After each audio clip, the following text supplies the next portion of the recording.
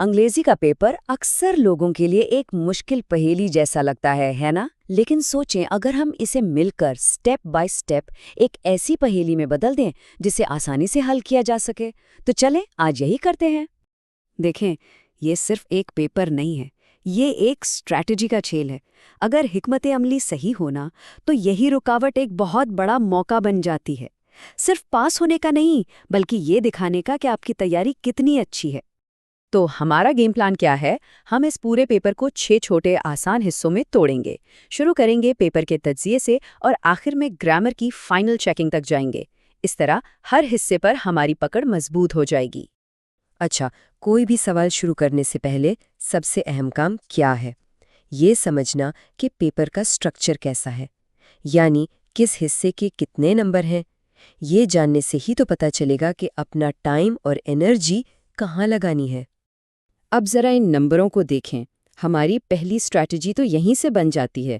دیکھیں، creative writing کے پورے 18 نمبر ہیں، یہ سب سے بڑا حصہ ہے، اور دوسری طرف گرامر وہ صرف 5 نمبر کا ہے۔ تو سیدھی سی بات ہے، ہماری سب سے زیادہ توجہ اور وقت کہاں لگنا چاہیے؟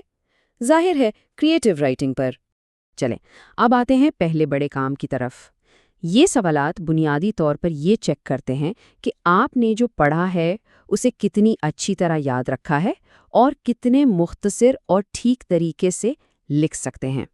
یہاں ایک بہت بڑا فائدہ ہے جو ایگزامینر نے ہمیں دیا ہے، چوائس کا، یعنی ہمیں سالے سوال نہیں کرنے۔ اس کا مطلب یہ ہے کہ سب سے پہلے ان 5 سوالوں کو چنیں جن کے جواب آپ کو بہترین آتے ہیں۔ یہ پکے نمبر لینے کی اسٹریٹجی ہے۔ کسی مشکل سوال پر وقت ضائع کرنا سمجھیں کہ بہت بڑی غلطی ہے۔ تو اسٹریٹجی بہت ہی آسان ہے، بس یہ 3 سٹیپ والا فارمولا یاد رکھیں۔ پہلا، سوال میں کی ورڈ ڈھونڈیں۔ دوسرا، اس سے جڑی معلومات کو یاد کریں، اور تیسرا، اسے 2 سے 3 صاف جملوں میں لکھ دیں۔ بس یہ سب سے تیز اور سیدھا طریقہ ہے۔ اچھا، اب ان حصوں کی بات کرتے ہیں جہاں صرف رٹا کام نہیں آتا۔ یہاں آپ کی سمجھ اور تشریح یعنی انٹرپریٹیشن کی ضرورت پڑتی ہے، جیسے کہ ترجمہ کرنا یا کسی نظم کا خلاصہ لکھنا۔ یہاں ہمارے سامنے 2 الگ الگ چیلنج ہیں۔ ایک تو یہ کہ ہمیں زبان بدلنی ہے یعنی ٹرانسلیشن کرنی ہے، اور دوسرا یہ کہ ہمیں ایک نظم کا مرکزی خیال اور اس کے جذبات کو اپنے الفاظ میں بیان کرنا ہے، جو کہ ایک فن ہے۔ دیکھیں، ایک اچھا خلاصہ صرف یہ نہیں بتاتا کہ نظم میں کیا ہے، وہ یہ بھی بتاتا ہے کہ شاعر نے یہ بات کیسے کہی ہے۔ ڈیفیڈلز کی مثال لیں تو امیجری کا ذکر کرنا بہت ضروری ہے۔ امیجری کیا ہے؟ یہ وہ ٹیکنیک ہے جس سے شاعر لفظوں سے ایسی تصویر بناتا ہے جو ہم اپنے ذہن میں دیکھ سکتے ہیں، محسوس کر سکتے ہیں۔ اگر آپ اپنے جواب میں یہ بتا دیں کہ شاعر نے یہ کیسے کیا، تو آپ کا جواب ایک عام خلاصے سے کہیں بہتر ہو جائے گا۔ اب آتے ہیں اس حصے پر جہاں سب سے زیادہ نمبر ملتے ہیں، لیکن ایک بات یاد رکھنے والی ہے، تخلیقی صلاحیت یعنی کریٹیوٹی بالکل پانی کی طرح ہے۔ اسے بہنے کے لیے ایک مضبوط ڈھانچے، ایک سٹرکچر کی ضرورت ہوتی ہے، ورنہ یہ بکھر جاتی ہے۔ کہانی کی شروعات ہی سب کچھ ہے۔ ایک دفعہ کا ذکر ہے، یہ بہت پرانا ہو گیا ہے۔ اس کے بجائے ایک ہک استعمال کریں، کوئی ایسا جملہ جو پڑھنے والے کو فوراً پکڑ لے۔ ایک سین بنائیں، کوئی احساس جگائیں اور اسے کہانی کے اندر کھینچ لیں۔ اور جب بات آئے خط لکھنے کی تو بس یہ 4 بنیادی چیزیں ذہن میں رکھیں: صحیح فارمیٹ، لکھنے کا مقصد، آپ کا لہجہ، اور آخر میں صحیح اختتام۔ اگر یہ چاروں چیزیں ٹھیک ہیں تو آپ کا خط بہترین ہے۔ چلیں اب ہم کمپریہنشن یعنی تفہیم عبارت کی طرف چلتے ہیں۔ اس سیکشن کا ایک ہی مقصد ہے، یہ دیکھنا کہ آپ دی گئی تحریر میں سے معلومات کتنی تیزی اور آسانی سے نکال سکتے ہیں۔ ہدایت تو بالکل سیدھی ہے، پیراگراف پڑھیں اور جواب دیں، لیکن سوال یہ ہے کہ اس کا سب سے بہترین طریقہ کیا ہے؟ ایک خاص اسٹریٹجی ہے جس سے وقت بھی بچتا ہے اور جواب بھی صحیح ملتے ہیں۔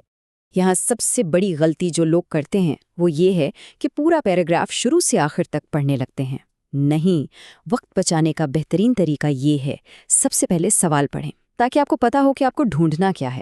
پھر ان سوالوں کے کی ورڈز کو پیراگراف میں تلاش کریں، جواب آپ کے سامنے خود آ جائے گا۔ یہ بالکل شکار کرنے جیسا ہے جہاں آپ کو اپنا ٹارگٹ پتا ہوتا ہے۔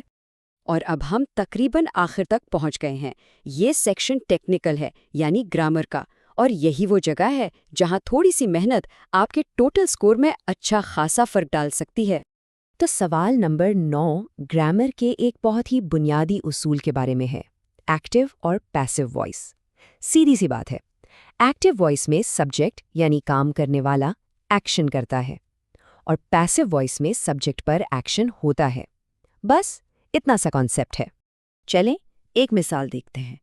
ایکٹیو جملہ ہے The boy is climbing the wall، یعنی لڑکا دیوار پر چڑھ رہا ہے۔ یہاں کام کون کر رہا ہے؟ لڑکا۔ اب اسی کو پیسو میں بدلتے ہیں، ہمارا فوکس دیوار پر چلا جائے گا۔ The wall is being climbed by the boy، یعنی دیوار پر چڑھا جا رہا ہے لڑکے کے ذریعے۔ دیکھا، یہ صرف جملے کے سٹرکچر کی تبدیلی ہے۔ اور ہاں، پیپر جمع کروانے سے پہلے یہ فائنل چیک لسٹ بہت ضروری ہے۔ بس ایک آخری بار نظر دوڑانے سے آپ ان چھوٹی چھوٹی غلطیوں سے بچ سکتے ہیں جو اکثر نمبر کم کروا دیتی ہیں۔ آخر میں ایک سوال، ذرا سوچیں، اس طرح کا امتحان اصل میں کس چیز کو پرکھتا ہے؟